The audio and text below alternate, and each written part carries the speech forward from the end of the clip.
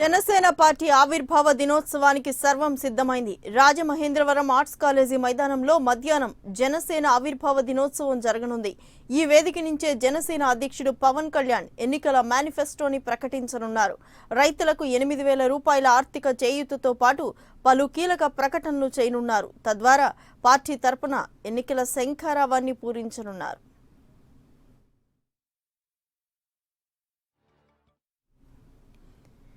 ఇక సభా ప్రాంగణం నుంచి మరింత సమాచారం మా ప్రతినిధి గోపి లైవ్ లో అందిస్తారు.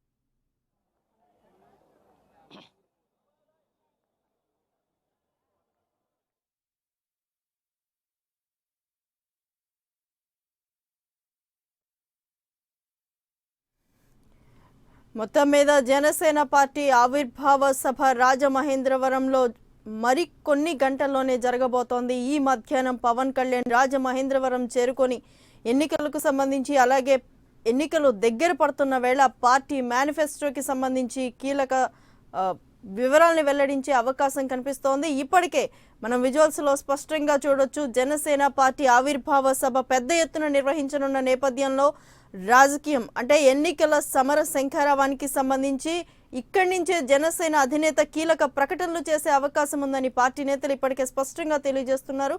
పూర్తి సమాచారం మా ప్రతినిధి గోపి లైవ్ లో అందిస్తారు.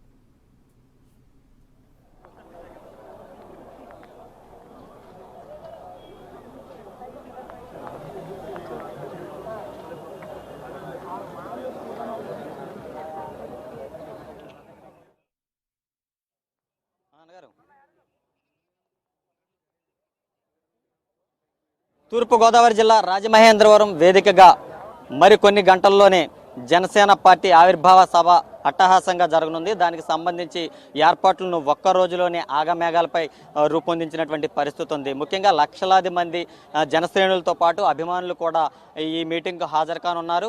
ముఖ్యంగా జనసేన అధినేత పవన్ కళ్యాణ్ ఎన్నికల శంఖారావ సభగా దీన్ని పూరించనున్నారు. ముఖ్యంగా ఈ సభ వేదికగా ఆయన చేసే ప్రసంగంపైనే అందరి ఆసక్తి నెలకొంది. ముఖ్యంగా మరికొన్ని గంటల్లోనే రాజమహేంద్రవరం ఆర్ట్స్ కళాశాల వేదికగా జరగబోతున్నటువంటి ఈ ఆవిర్భావ సభ యొక్క ప్రాముఖ్యత ఏంటి తదితర అంశాలను మనతో పాటు రూరల్ ఎమ్మెల్యే అభ్యర్థి కందుల దుర్గేష్ గారు ఉన్నారు. ఆయనతో పాటు జనసేన శ్రేణులు నాయకులు కూడా ఉన్నారు. వారిని అడిగి తెలుసుకునే ప్రయత్నం చేద్దాం. చెప్పండి సార్, అసలు ఎటువంటి ఏర్పాట్లు చేశారు, ఏ విధంగా జరగబోతుంది సభ? గడిచిన 2-3 రోజులుగా చరిత్రాత్మక రాజమహేంద్రవరంలో ఆర్ట్స్ కళాశాల గ్రౌండ్స్లో భారీ ఎత్తున జరుగుతున్నటువంటి ఏర్పాట్లను మనం అందరం చూస్తున్నాం. నిజానికి ఈ గ్రౌండ్స్ను మనకు అందించి ఒక 2 రోజులు అయింది. మొన్న ఈవినింగ్కే అందించారు. అయినప్పటికీ కూడా ఇంత భారీ ఎత్తు సభని, అందున అత్యంత ప్రజాదరణ ఉన్నటువంటి పవన్ కళ్యాణ్ గారి లాంటి నాయకుని యొక్క సభని ఈ స్థాయిలో నిర్వహించాలంటే దానికి కేవలం జనసేన పార్టీ టీం యొక్క సమిష్టి కృషి కారణం అనేటువంటి మాటని ఈ సందర్భంగా మనవి చేసుకోవాలి. నిజానికి పవన్ కళ్యాణ్ గారి యొక్క సభకి సరిపడేటువంటి మైదానం రాజమండ్రి పరిసర ప్రాంతాల్లో లేదు. అయినప్పటికీ మేము ముందు ఎందుకు ఎంచుకున్నామంటే ఇది ఒక సెంటిమెంట్గా భావించి అందులోనూ రాజమండ్రిలో పెద్దదైనటువంటి ఈ క్రీడా మైదానాన్ని ఎంచుకోవడం జరిగింది. దీనికి సంబంధించి ప్రతి ఒక్క ఏర్పాటుని చేస్తూ ఉన్నాం. దీనికి సంబంధించి వేరే ప్రాంతాల నుంచి వచ్చేటువంటి వారు, వైజాగ్ నుంచి వచ్చేవారికి, విజయవాడ ప్రాంతం నుంచి వచ్చేవారికి అందరికీ కూడా స్పష్టమైనటువంటి పార్కింగ్ ప్రదేశాలను ఏర్పాటు చేయడం కానివ్వండి, వచ్చేవారు ఇబ్బంది పడకుండా మంచినీటి సరఫరా కానివ్వండి, మజ్జిగ వితరణ కానివ్వండి, లేకపోతే భోజన సదుపాయాలు అవసరమైతే ఏర్పాటు చేయడం కానివ్వండి, వసతి ఏర్పాట్లు కానివ్వండి, ఇలా ప్రతి ఒక్క జాగ్రత్తని తీసుకుంటూ మరో పక్కన ఈ పక్కనే ఈ మెట్కాఫ్ హాస్టల్ ఉంది. ఈ హాస్టల్లో సంపూర్ణమైనటువంటి వైద్య బృందాన్ని ఏర్పాటు చేయడం జరిగింది. దాంతోపాటు అంబులెన్సులను ఏర్పాటు చేస్తున్నాం. దాంతోపాటు ఇన్ని లక్షల మంది వచ్చేదానికి గతంలో కవాతుని నిర్వహించాం మేము. ఆ రోజుల్లో కూడా 2-3 లక్షలు వస్తారనుకుంటే 10 లక్షలు చేరినటువంటి మాట మనం విన్నాం. అయితే ఇప్పుడు జరుగుతున్నటువంటి ఈ సభలో వచ్చినటువంటి లక్షలాది మంది ప్రజానీకానికి ఈ సభలో ఉన్నటువంటి ప్రదేశం సరిపోదు కనుక బయట కూడా ఎల్సీడీలు పెట్టాం. వాటన్నిటి ద్వారా వీక్షించి వాళ్ళు ఈ కార్యక్రమాన్ని బయట నుంచే వీక్షించడానికి వీలుగా పెట్టాం.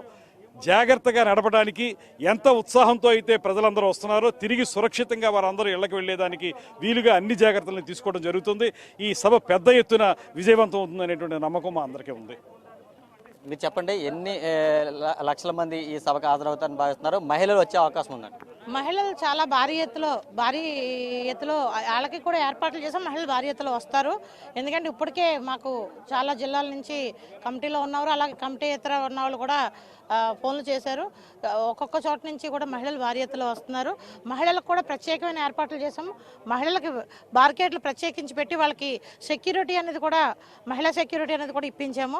ఖచ్చితంగా మహిళలు కావత్ విషయంలో మహిళల బార్కెట్ తక్కువైంది కాబట్టి అప్పుడు భారీ స్థాయిలో వచ్చారు కాబట్టి దాన్ని దృష్టిలో పెట్టుకొని, కావత్ ఏర్పాట్లను దృష్టిలో పెట్టుకొని ఇక్కడ కొన్ని మార్పులు చేర్పులు చేసి మహిళలకు ప్రత్యేకమైన టీము, అలాగే సెక్యూరిటీ, మహిళలకు ప్రత్యేకమైన మంచినీరు, అలాగే కొంచెం జ్యూస్లు ఇలాంటివి కూడా, ఫ్రూటీ జ్యూస్లు అలాంటివి కూడా ఏర్పాట్లు చేసాము. ఖచ్చితంగా మహిళలకి ప్రత్యేకమైన ఏర్పాట్లు ఉన్నాయి. అలాగే ఇక్కడ అతి తక్కువ టైంలో ఇన్ని ఏర్పాట్లు చేయగలిగింది కేవలం జనసేన పార్టీ మాత్రమే. జనసేన పార్టీకి తప్ప ఇంకో పార్టీకి ఏది కూడా ఒక్క రోజులో ఇంత ఏర్పాట్లు అనేది జరగవు. ఇదంతా కూడా ఆకుల సత్యనారాయణ గారు, అలాగే దుర్గేష్ గారు సమిష్టి కృషితో ఇక్కడ సెంట్రల్ కమిటీ వారు చేసిన కృషి అని చెప్పి నేను తెలియజేసుకుంటా ఉన్నాను. ఇది రాజమండ్రి సభ మరికొన్ని గంటల్లోనే జరగబోతోంది. అన్ని ఏర్పాట్లు కూడా ఇక్కడ పూర్తిగా చేశామని చెప్తున్నారు. ముఖ్యంగా సమిష్టి కృషితోనే కేవలం 1-2 రోజుల గడువులోనే ఈ గ్రౌండ్ ఇచ్చినప్పటికీ కూడా పూర్తి స్థాయిలో వేదికతో పాటు అన్ని సిద్ధం చేశామని, పూర్తి స్థాయిలో ఈ సభ విజయవంతం అవుతుందని చెప్పి జనసేన నేతలు స్పష్టం చేస్తున్నారు. వీడియో జర్నలిస్ట్ నారాయణతో గోపి, AP 24/7, రాజమహేంద్రవరం.